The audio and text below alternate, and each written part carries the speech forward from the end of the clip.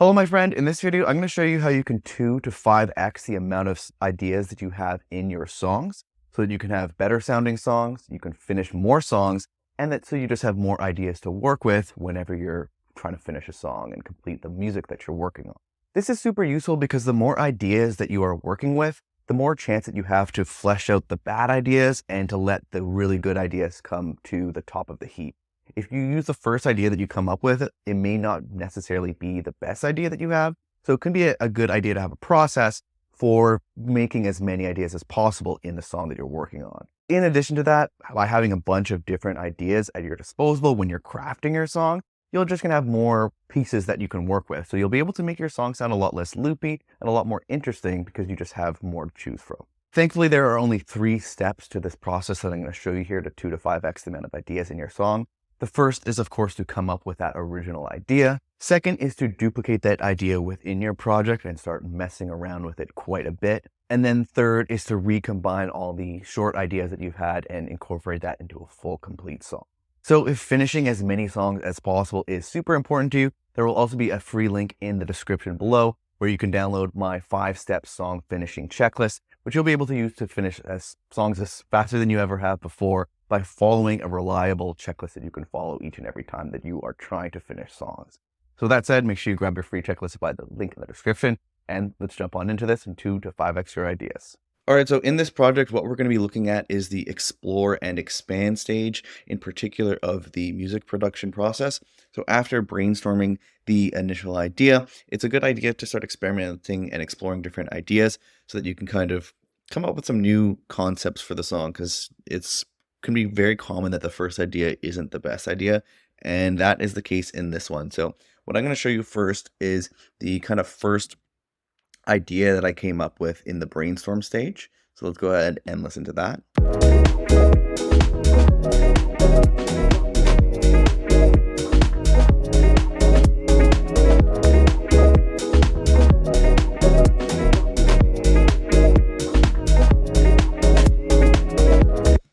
So it's a pretty cool idea. It's kind of groovy, but I feel like it's a little bit too chill. So what I did was I kind of took the whole loop and kind of just copied it over to another area and started removing some things. So the first thing that I removed was this kind of vocal chop thing. So this is what it sounded like on its own.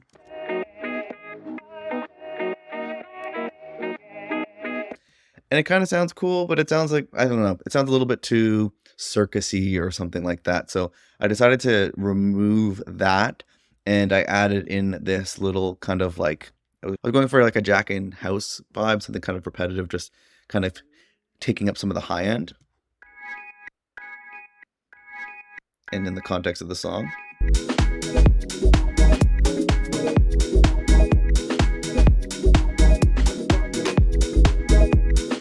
And then hopefully there you can also hear some of the changes. So I felt like because it was so groovy, there was like a big chord progression happening. What I did was, one of the first things was I just shortened up the bass. So the bass line over here, if we have a look at it, let's play this.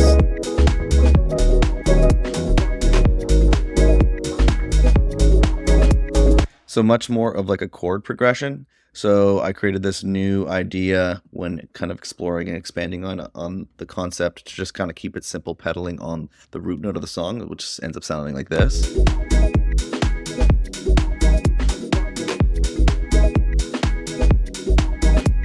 So kind of chill is the idea there. And then what I also did was I cut up some of the bass guitar kind of little riff. I'm not sure if you can hear that too much, but kind of cut that up so it's playing less of a chord progression as well. And then also went to the to this kind of like Rhodes bit and tightened that up as well so it's playing a bit less of a chord progression.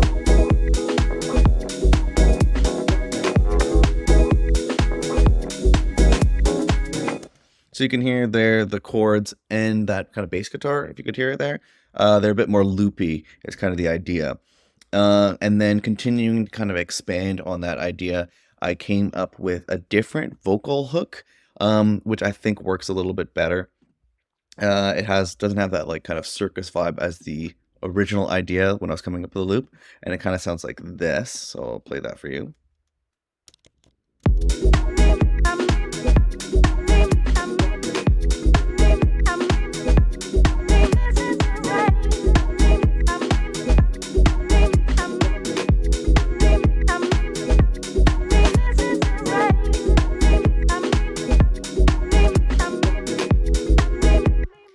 So I kind of like how this is working a little bit more at this point as I'm kind of exploring with these different ideas. So then I thought it would be smart to go ahead and move on to the arrangement stage. It felt like it was a good idea to, at this point, kind of get everything mapped into a simple arrangement. So I use kind of like the template I usually follow just to get things going and quickly get the song built out, move it out of that kind of 8-bar loop mode and get it into like a 5-minute song as quickly as possible. So I quickly kind of sketched everything out and built it out. And this is one cool thing that I want to show here, because in the expand and explore stage, I kind of came up with this more mellowed out chill part here.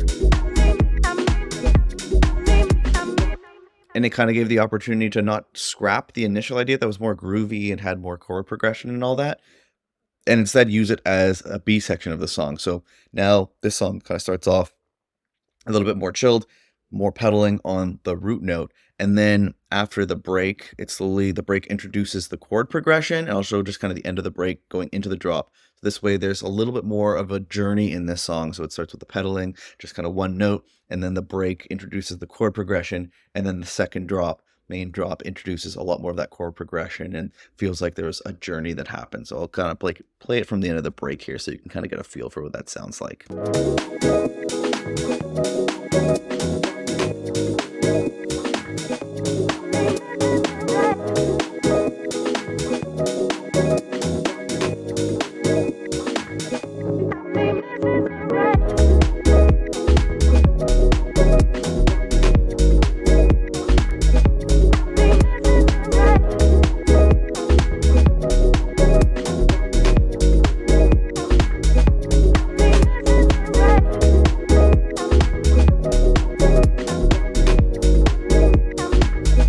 Kind of build up to a nice, cool, groovy part of the song, which I do like.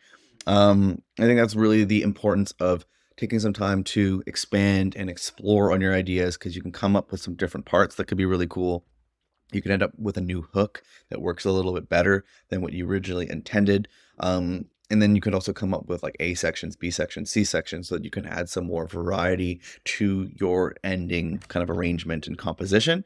And moving forward with this song, like kind of like listening to it back now, like I'm almost wondering, we'll just listen together what it sounds like with the original vocal circusy hook with the new one and see if maybe it sounds cool. I don't know.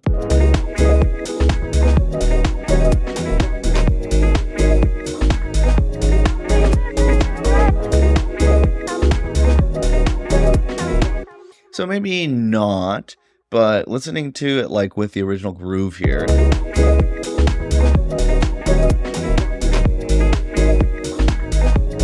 It is kind of cool, so I actually might try to include that original hook in some way. I do kind of like the new mesmerized sounding hook here a little bit more, but I might try to incorporate that because that could sound cool, particularly with the chord progression part. So again, really stress the importance of exploring and expanding on your ideas once you come up with that initial core loop, because then it gives you a lot more to work with, and you could end up with something a lot better and more magical than when you first started with, which is pretty cool. So now you should have a solid idea of how you can take an idea that you've been working on and then kind of flesh that out and expand upon it so that you have several pieces to work with when you are building your final arrangement and your final song. Again, the more pieces that you have to work with, the more you can make your song more interesting. And by developing several ideas instead of just one, you have a higher chance, a higher probability of landing on a really, really hit idea, as opposed to hoping that the first idea that you came up with is the ultimate amazing idea. This is super important. This is part of the 5-step song finishing system that I've been working with to be able to finish a new song every single week, to be able to release a new song every single month. Just kind of keep that output going. You really need to have a process and systems in place. And this video here is really going over the second idea, which is the second step in that checklist, which is to expand and explore upon the first idea that you come up with. And it's really helpful to have that checklist in place so that you can just move through the song finishing process as quickly as possible. The more songs that you have, the more releases that you can put out. The more releases that you put out, the more opportunities that you have for your music to really hit the heights that you want to. And at least that's my experience in hitting 6 million streams and all that kind of cool stuff. It wouldn't happen if I wasn't putting out a lot of music and working on a lot of music and getting better and better and better each time that I'm creating new music and releasing new music. So with that said, long ramble to say that make sure you grab that free 5-step song finishing checklist in the link in the description below. And if you found this video useful, like and subscribe and all that good stuff. Other than that, good luck on your next release, and I will see you in the next video, my friend. Have a good one.